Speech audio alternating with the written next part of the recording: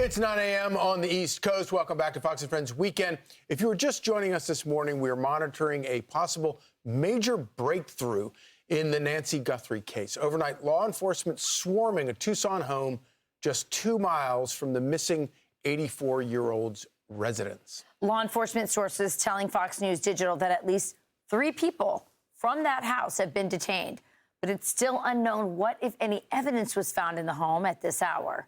A 4th person was also detained outside a Culver's fast food restaurant not far from Nancy's home. Officials have not yet confirmed if this is connected to the investigation. But an interesting development we are following this morning is that officers towed the man's Range Rover after covering the trunk with a tarp as they appeared to search it. It's unknown at this time if any of all of these 4 individuals are indeed suspects. Former ATF Special Agent in Charge Bernie Zapor says this represents significant progress towards cracking the case. The execution of the search warrant, the seizing or examination of the Range Rover, there's a lot more happening on the other side of it. You can see momentum, and you can see that they're running things to completion, and that shows progress. They have something here that is developing, and these large overt actions such as the search warrant and the vehicle signify that. All of this comes as we mark a full 2 weeks since Nancy Guthrie was last seen. Let's get straight to Morgan Wright. He is outside of Pima County Sheriff's Office. He's the CEO and founder of the National Center for Open and Unsolved Cases, and he is the host of Crime Reconstructed, which is a podcast. Morgan, so great to have you on again. You've been giving us some great reporting throughout this show. All of this, does it point to you that we're coming really close to solving this case? You know, I was trying to think of the line that Winston Churchill used, but basically we've reached the end of the beginning. So this case is just starting, right? So a lot of activity up to this point, and then so from this point is when the really hard work is done that goes on behind the scenes that you don't see. It's the evidence collection, it's the evidence analysis, it's going through the reports, it's evaluating witness statements, it's creating additional leads to follow. It's about then the forensic examination of all digital media. I can tell you right now, between where the Range Rover was seized, between Nancy's house, between the location of the search warrant, we're now going to start looking at the digital footprints. Does anything there match in common? For example, on the Range Rover, one quick way to establish a link to see if this Range Rover is related to the search warrant, does the registration come back to the house where the search warrant was done? Is that the registered owner?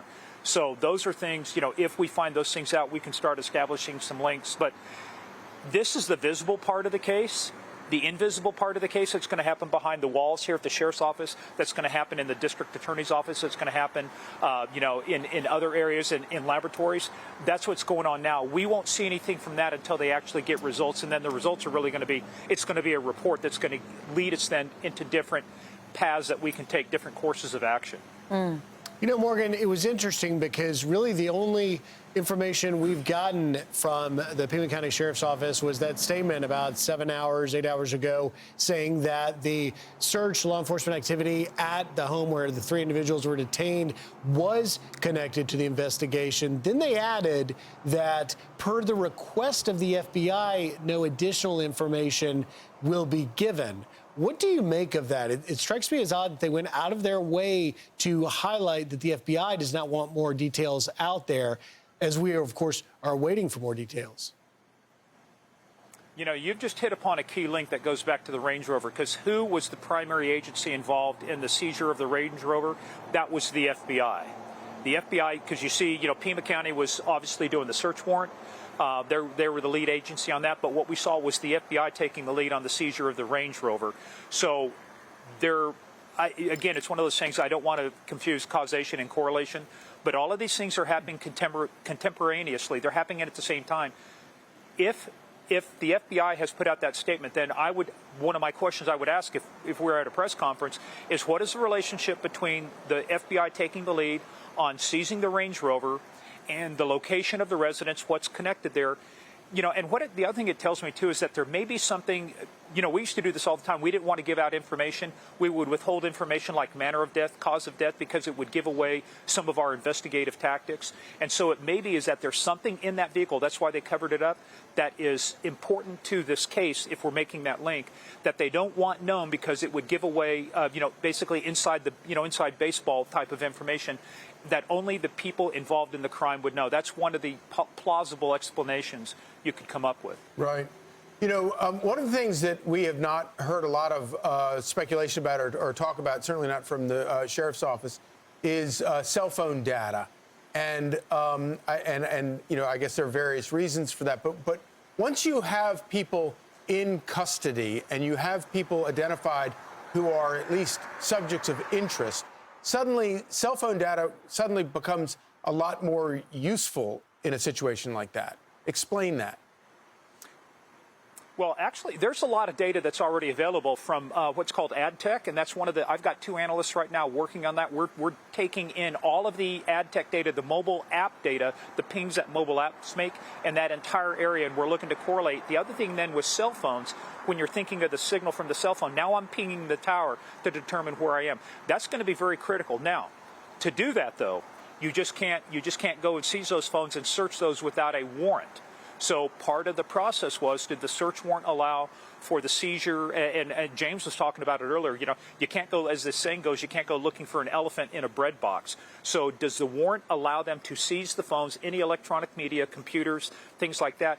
But I'm telling you right now, once they have that, even without an arrest, you could still serve a subpoena on any of the carriers and say, I need information about subscriber information, and show me. The FBI cellular survey analysis team is going to take that information, and now you're going to start mapping out a pattern of life based upon where those devices were. We've talked throughout this show about the psychology, not just of these abductors, these people who have we believe might have intruded into this home and taken Nancy Guthrie, but we're also been talking about the psychology of all the investigators, the FBI, the local law enforcement, the sheriff's office. What does a breakthrough like this do to the investigation in terms of lifting hopes and getting people it's exhausting, 20,000 tips, running everything down, all these details, hitting walls earlier, in week 1 and even into week 2 until this happened. Talk to me about that part of the investigation. Let me give you a broader stat, and I'll come into this. Sure. I don't think a lot of people hear a lot about line of duty deaths, about how many officers are killed in the line of duty each year. What people don't realize is, on average, there's 3 times as many officers who commit suicide as are killed in the line of duty. And let me tell you, that comes from jobs like this. This comes from delivering the worst kind of news.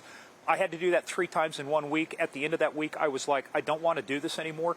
When you knock on the door and have to give a family the worst news they've ever had in their life. With stuff like this, does it give you hope? Realistically, yes, but realistically, it's like, man, we still need to find Nancy. We still need to bring her home, wherever she is, whatever condition she's in.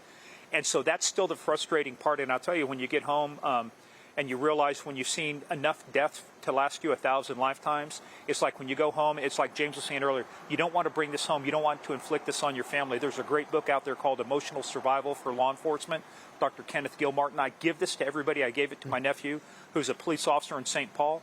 You have to have emotional tools in this day and age to deal with the kind of things that you see. But this is some relief. But at the same time, it's the beginning. It's an adrenaline drop, a lot of fatigue, and then you got to get yourself back up and run another marathon. Well, and Morgan, it would seem after 2 weeks, obviously these investigators are exhausted, but it does appear, this is the largest law enforcement activity overnight we've seen in 14 days since this all began. So maybe they are getting some adrenaline and morale boost that they may be closer. I just want to go back to, you're talking about the FBI taking the Range Rover in custody. I know it's an informed, speculative guess, but what do you think's in that Range Rover? I wish I could say I can't, but what I can tell you is the fact that they did seize it means that there's something in there that's vital to an investigative effort that warranted, which this is extraordinary. You just don't go seize vehicles every day. You don't say, hey, I'm going to take your vehicle. It had to be something that was of evidentiary value. There's this case called the Carroll Doctrine about how you can search vehicles without a warrant based on the fact that it's mobile. And so the fact that you've gone beyond that, this is not just search, this is a seizure. And so I'm wondering if somewhere there is there a search warrant to allow for the seizure of that vehicle to search it. So I don't know what's in there, but the fact that they were covering it up, you know, you saw that yellow cloth out there like you see, the viewers see right there, the fact that they're covering it up, I don't know what was in there, but it was something that was big enough that it required extending it out, 8 feet or 9 feet. You had several people holding that up and lifting it out. If it was a phone, if it was a device, you wouldn't cover it up like that. Not sure what that is, but it's something big enough that there's evidentiary value still left in that Range Rover. So just for clarity, they put it on the flatbed and took it presumably to a FBI forensics processing area. But if there would have been something like DNA or, God forbid, blood or something else that might require more time, would that have required the flatbed versus, say, if there was just a backpack or some phones in there, or would they have just taken it regardless to process it and then figure out what they have? Yeah, I think they would have taken it. One of the homicide cases I worked, I got called out in the morning. The windows were broken out, car was parked on a snowy street, lights on, blood spatter on that.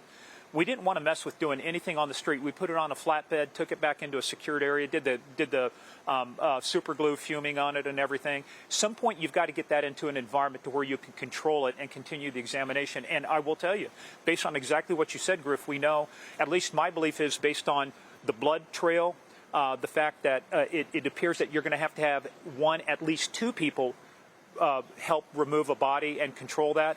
So at some point we're looking for a vehicle, I think, and so any vehicle that meets the threshold to be considered in that case is going to get examined. It's going to get looked for trace evidence, for biologic, for DNA. This thing is going to be gone. By the time this gets done, it will look better than if it had gone through a high-end car wash and detailing. Wow.